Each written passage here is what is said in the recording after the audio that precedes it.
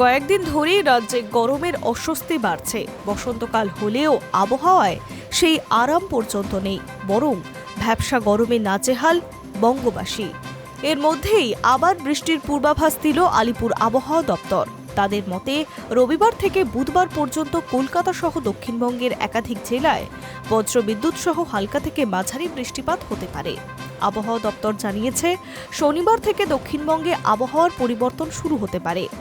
আকাশ আংশিক মেঘলা থাকবে এবং বৃষ্টির অনুকূল পরিস্থিতি তৈরি হবে। রবিবার থেকে রাজ্যের বিভিন্ন জেলায় বজ্রবিদ্যুৎ সহ হালকা থেকে মাঝারি বৃষ্টির সম্ভাবনা রয়েছে। রবিবার ঝাড়গ্রাম, পূর্ব মেদিনীপুর, পশ্চিম মেদিনীপুর জেলায় বৃষ্টি হতে পারে। সোমবার ও মঙ্গলবার বৃষ্টির সম্ভাবনা আরও বাড়বে। সেই সময়েই পূর্ব ও পশ্চিম মেদিনীপুর, পূর্ব ও পশ্চিম বর্ধমান, বীরভূম, মুর্শিদাবাদ, নদিয়া ও হুগলি জেলায় বৃষ্টি হতে পারে। বুধবারও রাজ্যের বিভিন্ন জায়গায় বিক্ষিপ্তভাবে বজ্রবিদ্যুৎ সহ বৃষ্টির সম্ভাবনা রয়েছে।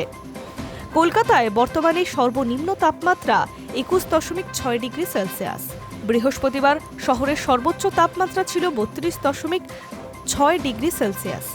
আগামী কয়েকদিন সর্বনিম্ন তাপমাত্রা 22 থেকে 23 ডিগ্রি সেলসিয়াস এবং সর্বোচ্চ তাপমাত্রা 33 থেকে 34 ডিগ্রি সেলসিয়াসের মধ্যে থাকতে পারে। বাতাসে জলীয় বাষ্পের পরিমাণও বেশি। আপেক্ষিক আর্দ্রতা 26 থেকে 90% মধ্যে থাকায় গরমের সঙ্গে অস্বস্তি বাড়ছে। উত্তরবঙ্গে আপাতত কয়েকদিন শুষ্ক আবহাওয়া থাকবে, তবে রবিবার থেকে সেখানে বৃষ্টির সম্ভাবনা তৈরি হয়েছে। রবিবার দার্জিলিং, কালিম্পং ও জলপাইগুড়ি জেলায় বজ্রবিদ্যুৎ সহ হালকা থেকে মাঝারি বৃষ্টিপাত হতে পারে। সোমবার ও মঙ্গলবার বৃষ্টির পরিধি আরও বাড়বে। তখন দার্জিলিং, কালিম্পং, জলপাইগুড়ি, কোচবিহার, উত্তর দিনাজপুর ও আলিপুরদুয়ার জেলায় বৃষ্টি হতে পারে।